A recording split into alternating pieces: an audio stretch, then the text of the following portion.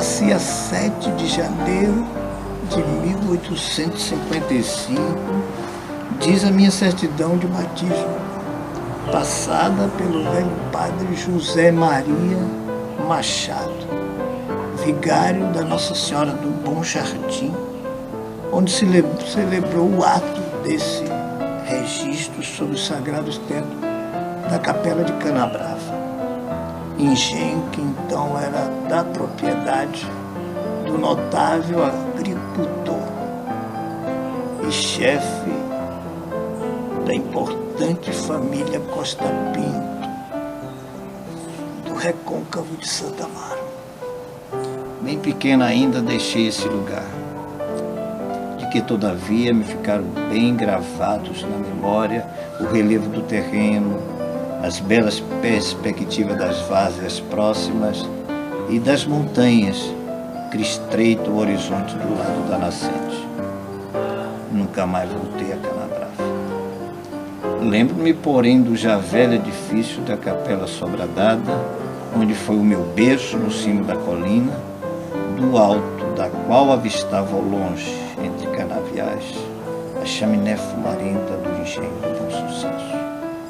A topografia do lugar, os acontecimentos que mais impressionaram meu ânimo ainda infantil, eu jamais os perdi e carrego comigo, e que contribuíram nas minhas intervenções na tentativa de fazer o meu Brasil um país melhor e mais justo.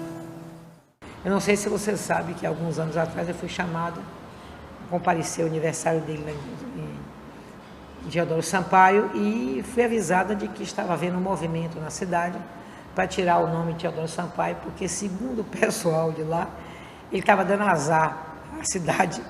Cheguei lá e fiz o meeting, né, como tinha que fazer, e acabaram todos desistindo do abaixo-assinado que estava sendo feito, né, desistiram de voltar a chamar Bom Jardim. Alguns queriam até que chamasse Canabrava, imagina. Até hoje, Teodoro me comove, né?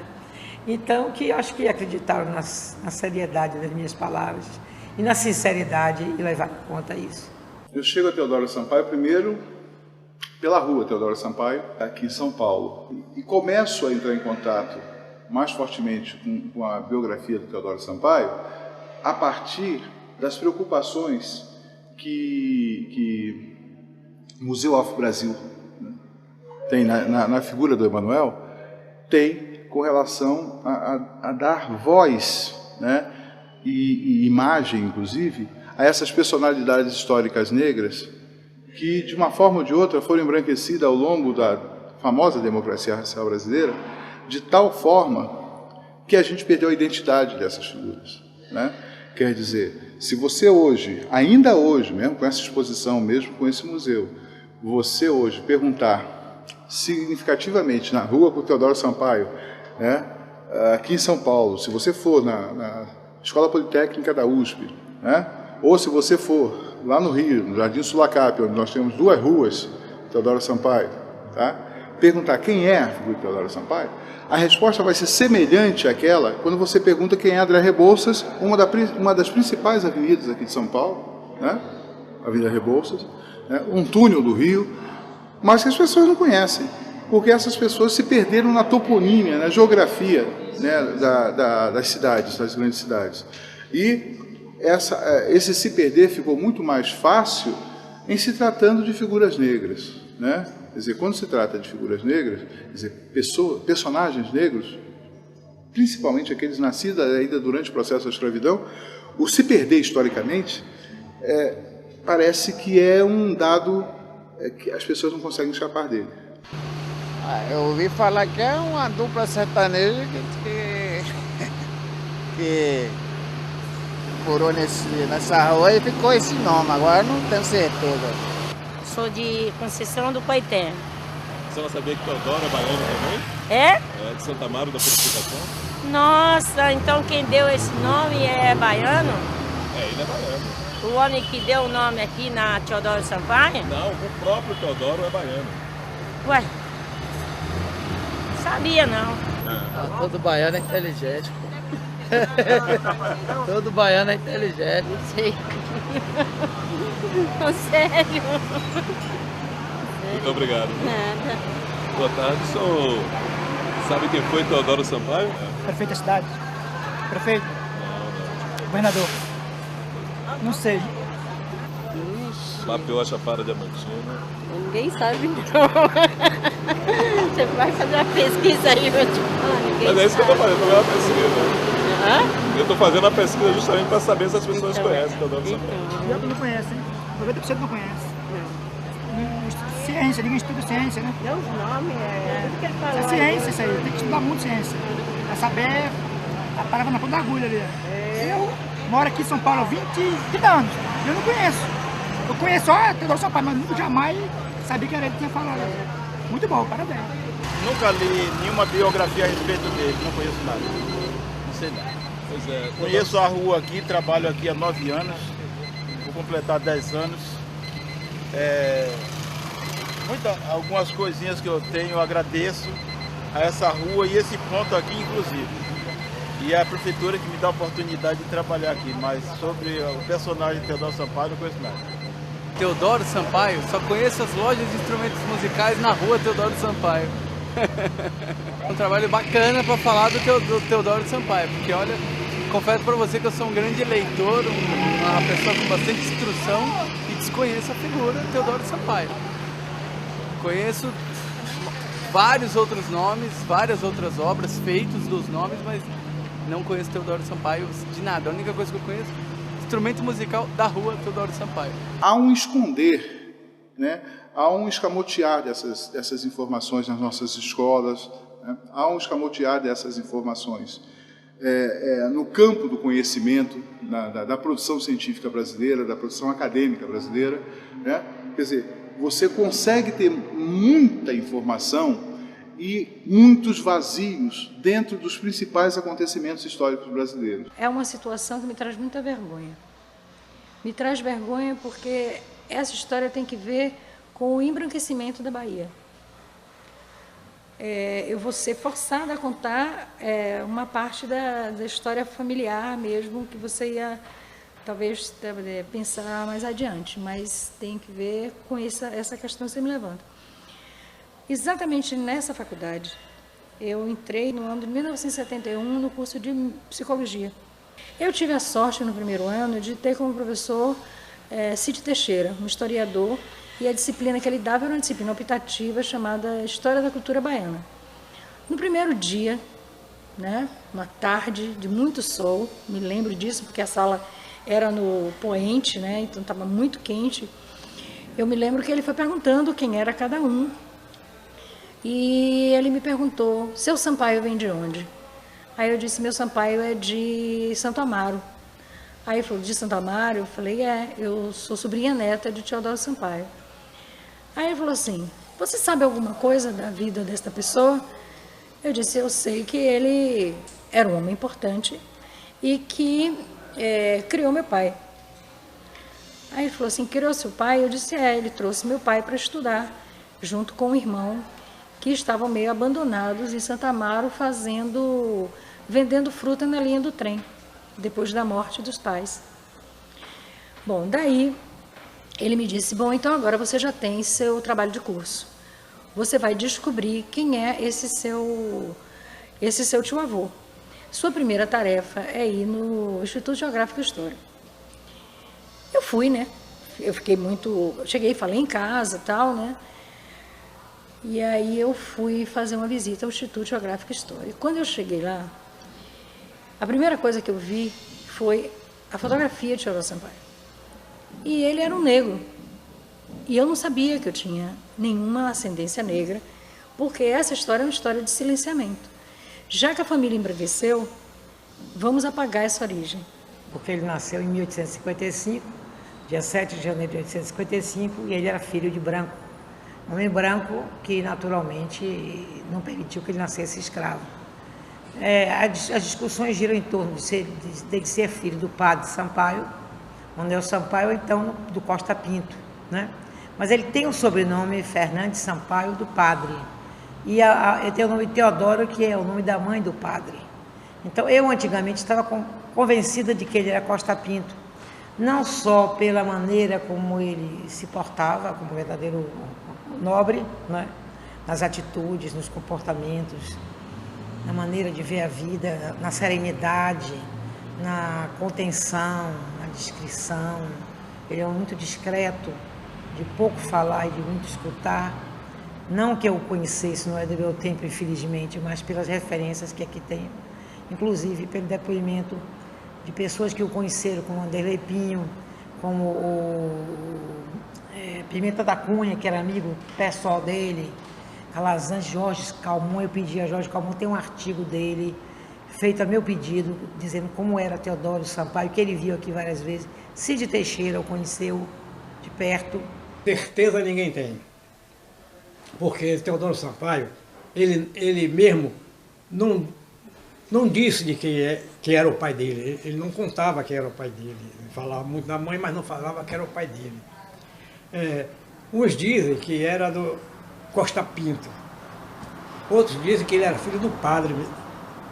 Então tem essa dúvida, que era filho de Fernandes Sampaio, que era o padre da época lá no engenho onde ele morava, né? Ou se era filho do Costa Pinto. A família Costa Pinto sempre escondeu, só começou a aceitar depois que ele morreu e que ele criou fama. Mas antes eles não aceitavam que ele fosse filho do Costa Pinto, né? Depois de anos é que vieram a aceitar. Tanto é que o padre foi quem mandou ele para São Paulo, para fazer os estudos dele lá em São Paulo, né? Então a nossa família tem dúvida quem é o verdadeiro pai dele, se é o Costa Pinto ou se é o Fernandes Sampaio, né? A gente tem dúvida. Não existe ainda a não ser que se faça um exame de DNA, né? Para se constatar que não foi feito isso ainda. E eu achava que o Instituto Geográfico e História devia poder entrar nesse âmbito e fazer um exame de DNA para tirar essa dúvida, né? Olha, Teodoro morre um homem sábio, morre um homem reconhecido nacionalmente, um homem que honraria qualquer família baiana ter os seus quadros.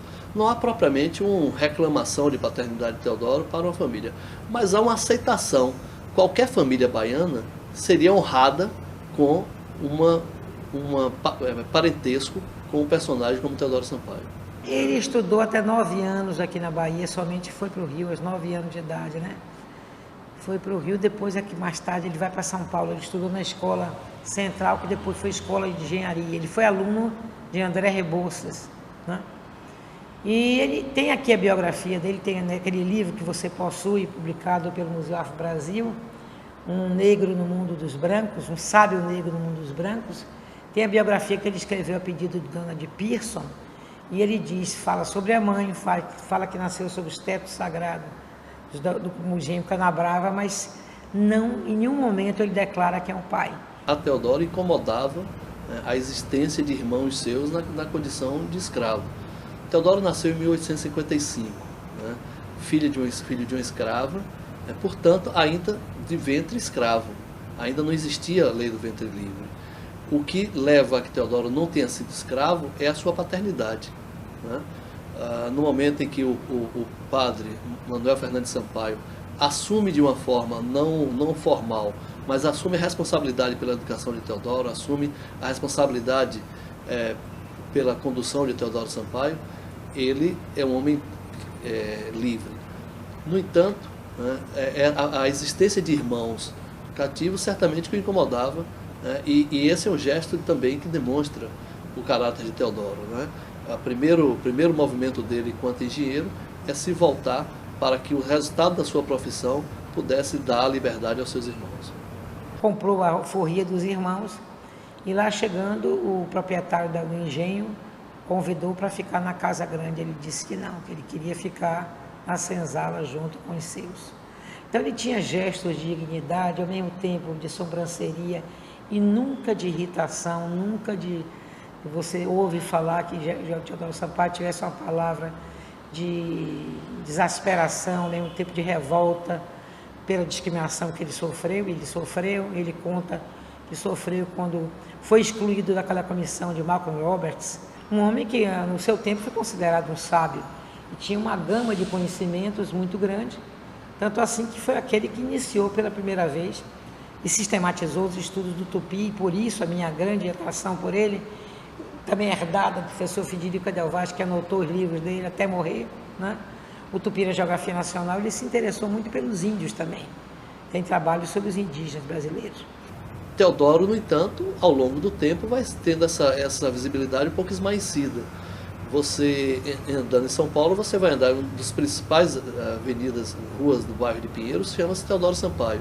As pessoas que ali transitam não sabem quem foi Teodoro Sampaio, mas a simples menção a ele numa rua importante daquele bairro mostra a visibilidade que ele tinha, que ele teve durante a sua existência, né? Feira de Santana tem rua Teodoro Sampaio, Salvador tem rua Teodoro Sampaio, em Curitiba tem, em Londrina, em Santos, no Rio de Janeiro, né? Portanto, isso dá uma ideia de que Teodoro teve muito mais visibilidade do que é que tem hoje. O fato dele ter morrido também, tendo o momento da sua morte, sendo notícia em jornais de grande repercussão, essa morte sendo anunciada como sendo a morte, como eu falei, de um eminente sábio, né? Isso mostra uma visibilidade maior do que a que nós temos hoje. Isso significa que ao longo desses quase 90 anos, né, de morte aos 80 anos, a memória vai se esmaecendo ao pouco. Daí a importância de que trabalhos como esse que você está fazendo, e trabalhos que são feitos hoje na academia também, possam trazer novamente para os nossos contemporâneos, né, a história desse grande homem que foi Teodoro Sampaio. O serviço de água e esgoto aqui na Bahia foi todo implantado por ele. Ele não só implantou, como ele explorava, ele recebia esse dinheiro. Depois ele vendeu para o Estado o serviço de água e esgoto. Pois é, eu vim a conhecer com muita curiosidade esse grande personagem da nossa cartografia, principalmente aqui paulista, que foi um dos, junto a tantas outras personalidades importantes do levantamento cartográfico do estado de São Paulo, desbravando matas, percorrendo rios e fazendo suas anotações diretamente em umas cadernetas, onde esse levantamento era feito praticamente sem instrumental que existe hoje, altamente sofisticado, apenas um lápis, uma pequena régua, uma bússola e qualquer outro instrumento ainda bastante simples. Ele fazia suas anotações nessa caderneta, colocando até um pequeno croquis da paisagem para ele saber se era um fundo de vale, um rio e as vertentes, e depois fazendo até o croquis do traçado das linhas de nível, chamada curva de nível, aquelas linhas que correm unindo todos os pontos de mesma altitude. Algumas coisas são feitas na preservação da memória. É preciso também lembrar que não é que nada seja feito. O Instituto Geográfico e Histórico da Bahia mantém o arquivo Teodoro Sampaio, que é uma fonte preciosa de informações sobre Teodoro e que tem dado, inclusive, matéria para dissertações, teses, né? Ou seja, Teodoro tem preservado a sua memória, precisa ser trazido para o grande público. É verdade que ele centrou boa parte da sua atividade profissional em São Paulo e na Bahia. Mas em São Paulo, Teodoro esteve associado a projetos de grande relevância e importância naquela capital. Por exemplo, a Escola Politécnica de São Paulo, Teodoro foi uma das pessoas que trabalhou no seu projeto inicial. O Instituto Histórico e Geográfico de São Paulo, Teodoro esteve entre os seus fundadores. Teodoro dirigiu o Serviço de Saneamento em São Paulo. Teodoro foi o primeiro engenheiro da Comissão Geográfica e Geológica de São Paulo. Aliás, alguns dos trabalhos de Teodoro em São Paulo até hoje também são visitados. Por exemplo, o relatório de Teodoro Sampaio sobre o Vale do Paranapanema é um dos trabalhos da Comissão Geográfica ainda hoje mais consultados. Aqui em Salvador, Teodoro trabalhou durante muitos anos no trabalho de abastecimento de água. Mas ele teve envolvido em projetos, por exemplo, o primeiro projeto para o bairro chamado Cidade Luz foi de Teodoro Sampaio, é onde hoje é Apituba, né? Também esteve envolvido em reformas de igrejas, né?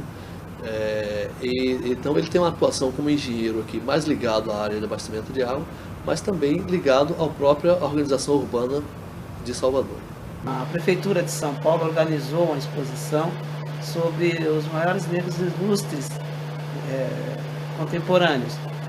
E Teodoro Sampaio estava entre eles.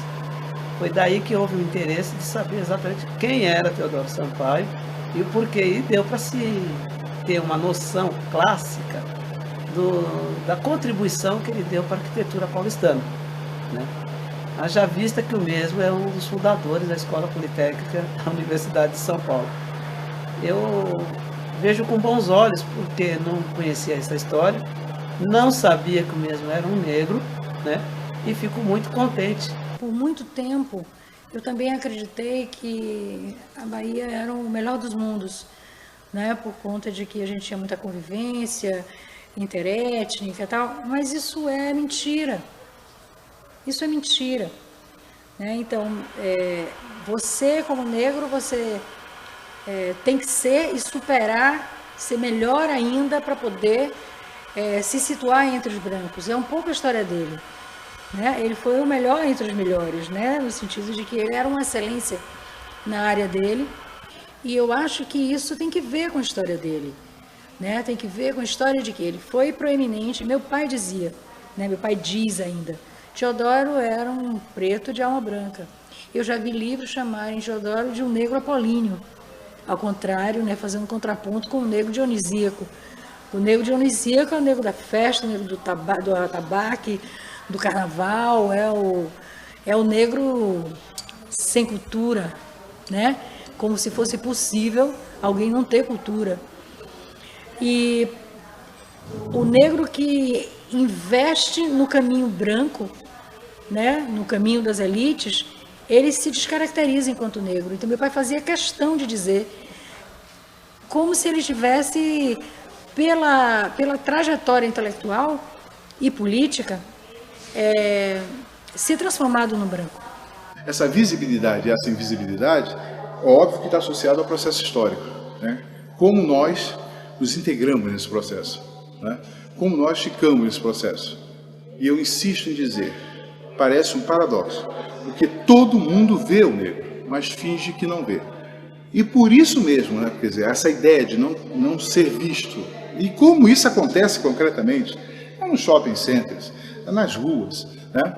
É nos espaços isolados, quer dizer, você vem numa calçada, vem uma pessoa e já começa a botar a mão na bolsa, já começa a se segurar, né? A ideia de que tudo que é negro é ruim, né? A própria ideia religiosa, né, associada à história do Cã, as histórias que Gregório de Matos contava na sua poesia, né, com relação aos negros e mulatos na Bahia, como ele atribuía as coisas que ficaram dessas histórias e que ainda continuam no senso comum, desde negro quando não suja na entrada, suja na saída, não tem jeito, só tinha que ser negro.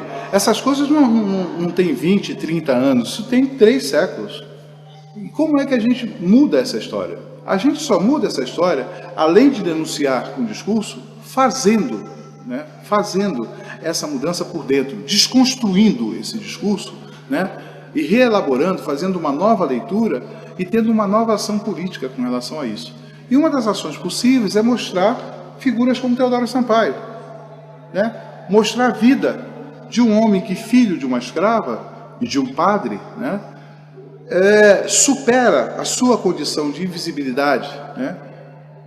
Um país escravocrata ainda, e consegue ser, fazer parte, né? E ser, em termos nacionais e até mesmo internacionais, vanguarda da engenharia nacional. Quer dizer, um dos maiores engenheiros brasileiros, um dos maiores engenheiros sanitaristas brasileiros, uma das pessoas que empreendeu grandes transformações na cidade de São Paulo, no estado de São Paulo, em Santos, em Salvador, né, que se refletiu no Rio de Janeiro. Quer dizer, uma pessoa que tem a origem que ele teve, né, com certeza isso tem que ser contado melhor. Alguns dirão, mas será que ele não teve algum tipo de ajuda?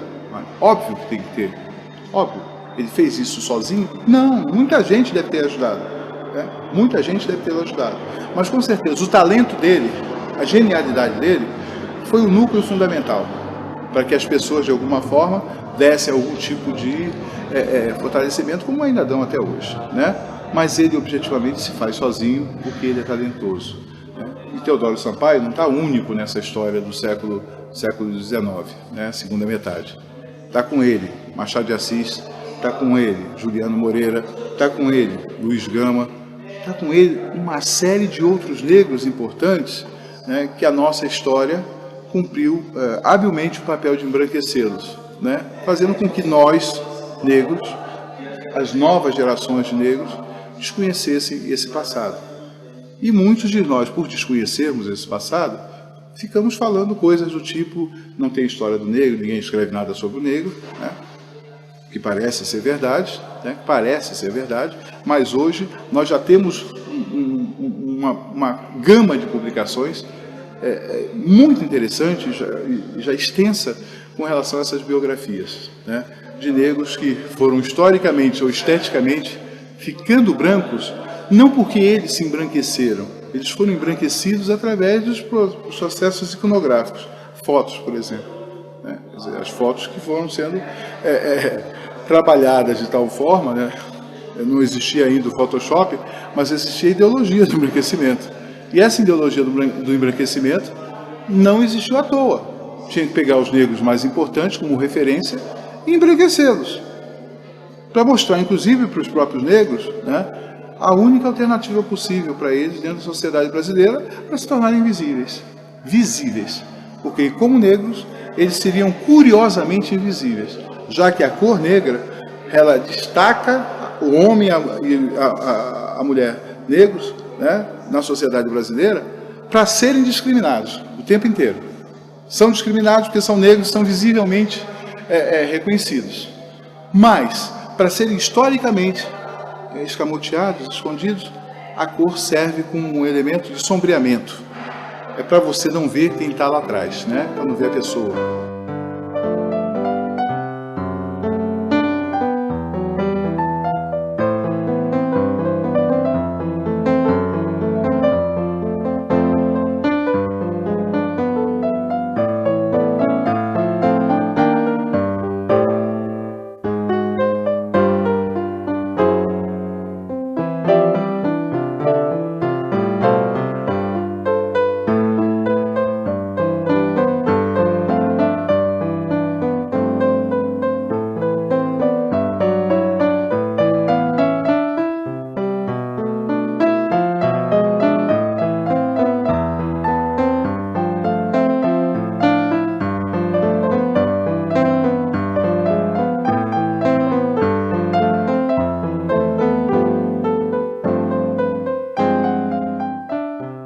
Tem uma pequena lembrança que no fundo da casa onde nós morávamos, no Banco das Iglesias, tinha uma roça enorme, tinha frutas, inclusive tinha um pé de araçá que dava umas goiabas grandes, e a empregada trazia os araçás, servia a ele, e cuidado, doutor Teodoro, que tem bicho, ele dizia: não, minha filha, bicho de fruta, fruta é, e comia com bicho com fruta.